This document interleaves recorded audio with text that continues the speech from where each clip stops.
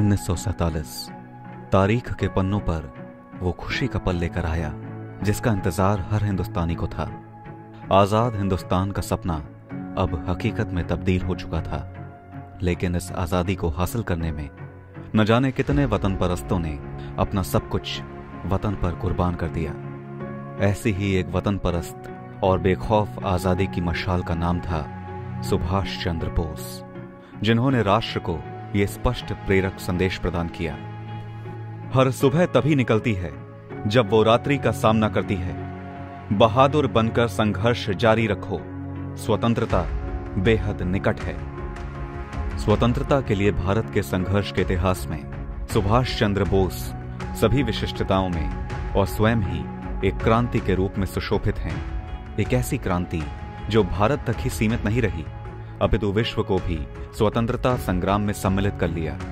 जीवन सिद्धांत में, विचारधारा में, दृढ़ विश्वास में, अनुपम साहस में, समकालीन इतिहास में सुभाष चंद्र बोस अपने संपूर्ण व्यक्तित्व में 20वीं सदी के भारत की एक अद्वितीय गाथा है। देश प्रेम और वीरता की ये गाथा आरंभ होती है 23 जनवरी 1897 को, जब ओडिशा में कटक के एक संपन्न बंगाली परिवार में जन्म होता है सुभाष चंद्र बोस का। उनका जन्म 1857 की आरंभ हुई स्वतंत्रता क्रांति और 1947 में प्राप्त हुई स्वतंत्रता तक की यात्रा का मध्य बिंदु था। कौन जानता था कि सुभाष इस यात्रा का महत्वपूर्ण सारथी बनेगा।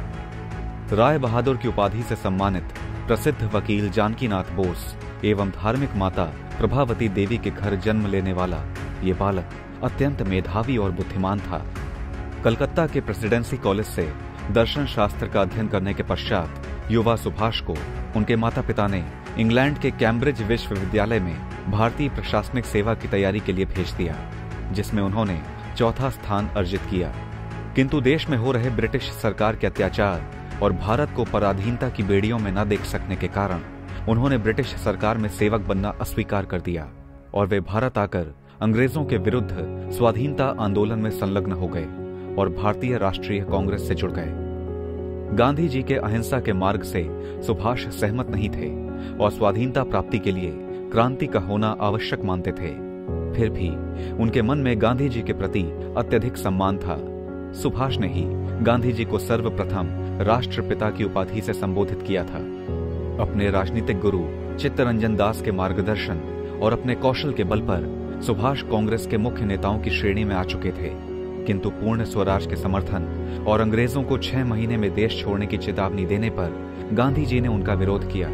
फलस्वरूप सुभाष ने अध्यक्ष पद को त्याग दिया और फॉरवर्ड ब्लॉक की स्थापना की। इस समय द्वितीय विश्व युद्ध आरंभ हो चुका था और सुभाष अंग्रेजों द्वारा भारत के संसाधनों का युद्ध में उपयोग किए जाने का विरोध कर रहे थे।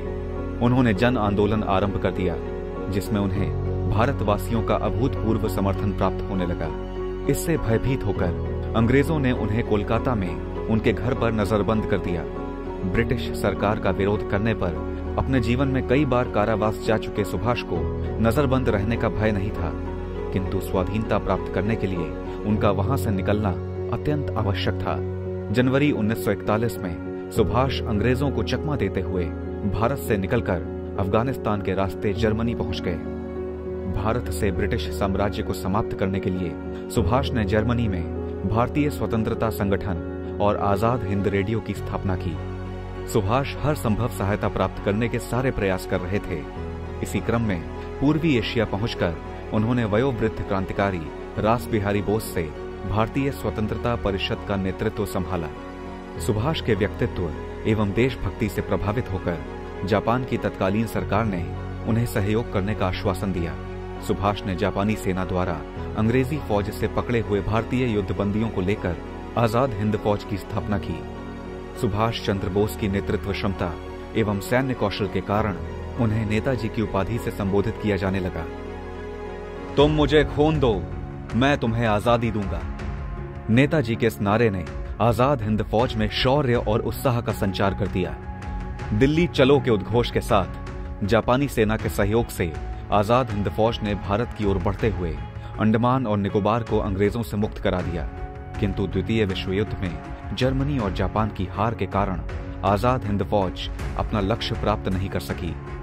स्वतंत्रता प्राप्ति के लिए अब सुभाष को कोई नया विकल्प खोजना था, तो उन्होंने रूस से सहायता मांगने का निश्चय किया। किंतु 18 अगस्त 1945 को ताइवान में एक विमान दुर्घटना में भारतीय स्वतंत्रता संग्राम की इस अमर गाथा का अंत हो गया। आज भी इस दुर्घटना को संदेहास्पद माना जाता है, क्योंकि इसके कोई साक्ष्य नहीं मिल सके थे। सुभाष चंद्र बोस की मृत्यु आज भी विवाद का विषय है और भारतीय इतिहास के सबसे बड़े अनसुलझे रहस्य के रूप में हमारे सामने है। राष्ट्रवाद से बढ़कर दूसरी कोई भक्ति नहीं है। अपने द्वारा कहे गए शब्दों को अपने जीवन में चरितार्थ करने वाले नेताजी ने एक भारतीय राष्ट्रवादी के रूप में देश और समाज में क्रांतिकारी परिवर्तन लाने का प्रयास किया। बोस एक कुशल सेनापति, वीर सैनिक, अद्भुत राजनीतिज्ञ थे, जिनकी प्रसिद्धि अंतर्राष्ट्रीय ख्याति प्राप्त नेताओं के समकक्ष थी। 2021 में भारत सरकार ने सुभाष चंद्र बोस की जयंती के उपलक्ष्य में 23 जनवरी को पराक्रम दिवस के रूप में घोषित किया है। सुभाष चंद्र बोस उन महान स्वतंत्रता सेनानियों में से एक हैं, जिनसे देश सदैव प्रेरणा ग्रहण करता रहेगा।